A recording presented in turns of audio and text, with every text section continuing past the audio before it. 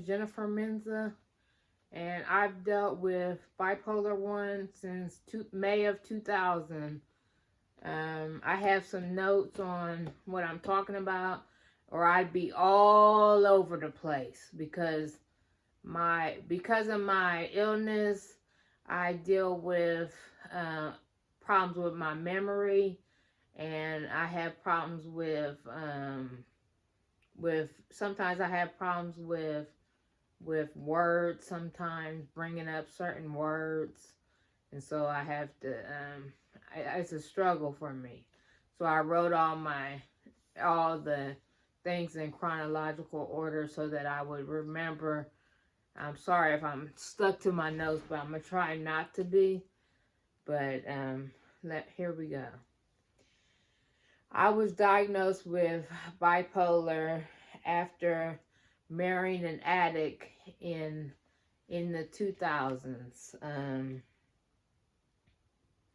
Then I moved him into my apartment, and it went bad.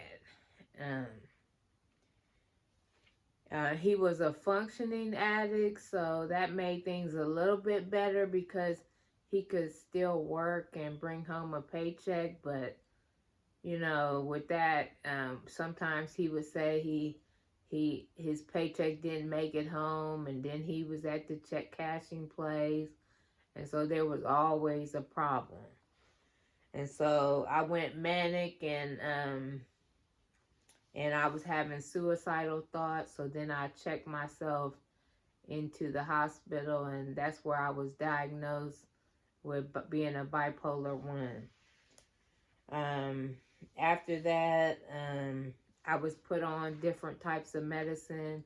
Like, I think they started with lithium, but then I started tasting metal in my mouth or something.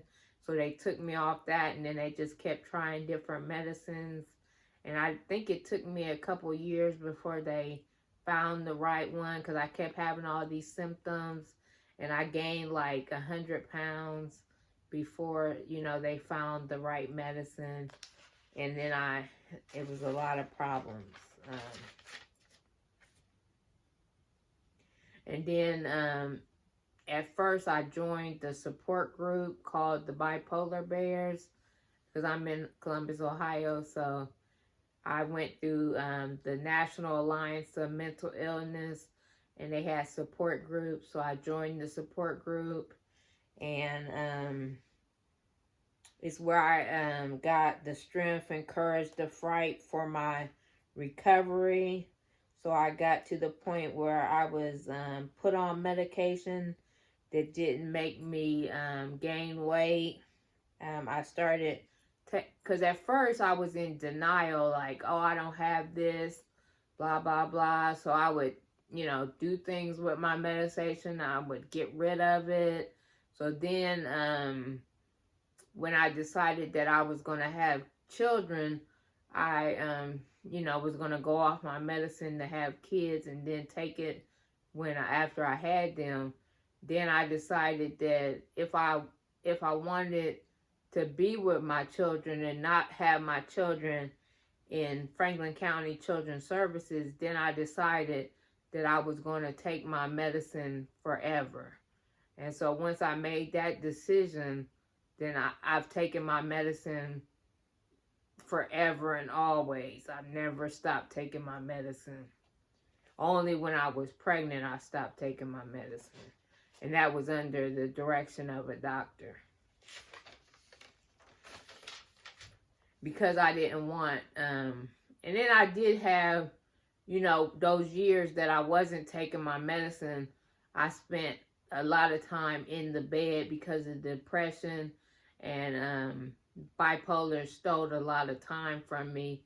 So that was another reason that I decided to take my bipolar medicines, because bipolar has stolen a lot of time from me, because during the period that I was in depression with my first marriage, I had been in the bed and been just out of it, sleeping, and gained all that weight. I had lost a lot of time to be in society.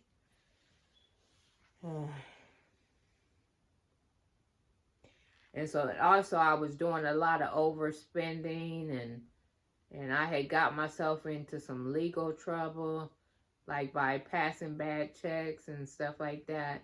So I had a misdemeanor, but I got out of it by paying the money.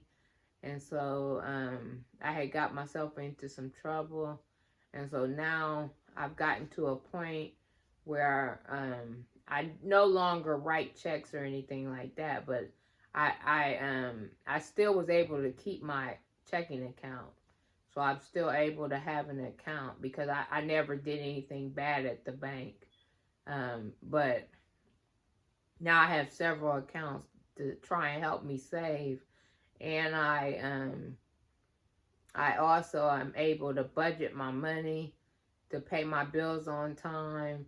And I'm even trying to get my credit together in case I want to. I was able to purchase a house on my own, which was crazy because I never thought I'd be able to do anything like that, you know, with my bipolar, and then and I am on disability for my illness, but I'm on disability for that and other illnesses because I have asthma and I have some other problems.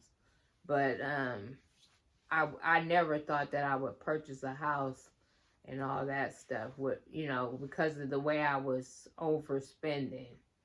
And so now I'm able to budget my money, but saving money is still my nemesis. Saving money is still a problem for me. But when I go to get therapy, they always say that for a bipolar person, that's going to be a problem. But I do see some bipolar people that are able to save, or save with help, because I had a girlfriend that was bipolar, and she had the state help, like a state agency helping her save. And I didn't feel, she gave me the name and number and everything, but I just didn't feel comfortable giving over control of my money to someone else. But I do. One time I think I might have a family member, you know, my immediate family, like my daughter or someone, help me save. Like I've had family members help me save, like when I was paying for my daughter's driving school and stuff like that. I've had family members help me save for that. And so now I live a pretty normal life. I do constantly have trouble with my hair, because it's, you know, when I lash out or have problems with my bipolar, that's the first thing that make me go crazy is my hair. But other than that, but I do have problems with depression in the winter time, when, you know, because I suffer from seasonal affective disorder.